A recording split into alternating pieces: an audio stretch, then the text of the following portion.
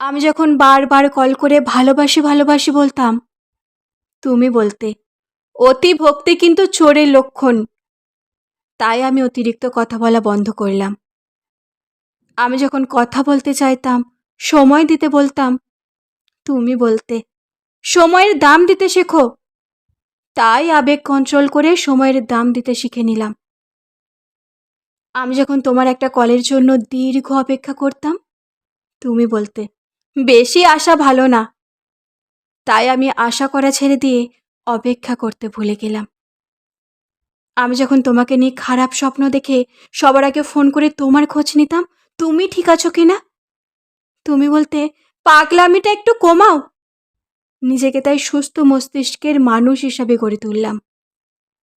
আমি যখন না খেয়ে অপেক্ষা করতাম এটা জানার জন্য তুমি খেয়েছো কিনা, তুমি বলতে এত ন্যাকামি ভালো লাগে না। তাই ন্যাকামি ছেড়ে দিয়ে নিজের মতামতকে গুরুত্ব দিতে শিখলাম। আমি যখন মন খারাপ করতাম তোমার অবহেলায়, তুমি বলতে এত দুর্বল কেন তুমি। তাই মন খারাপ করা ছেড়ে দিয়ে নিজেকে শক্ত করে নিলাম।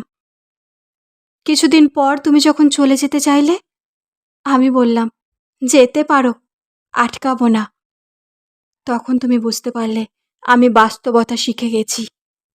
হ্যাঁ, তুমি আমায় অনেক কিছু শিখিয়েছ, এর জন্য ধন্যবাদ। তুমি হয়তো জানতে না, এই ন্যাকামোগুলি একটা সুন্দর ভালোবাসার ইতিহাস গড়ে তোলে।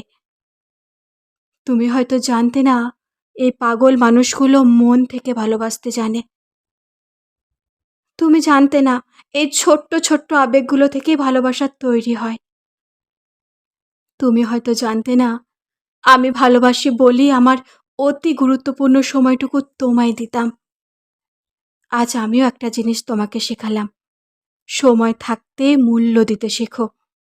কারণ অতিরিক্ত অভিমান নিয়ে যারা হারিয়ে যায়, তারা কখনো ফিরে আসে না।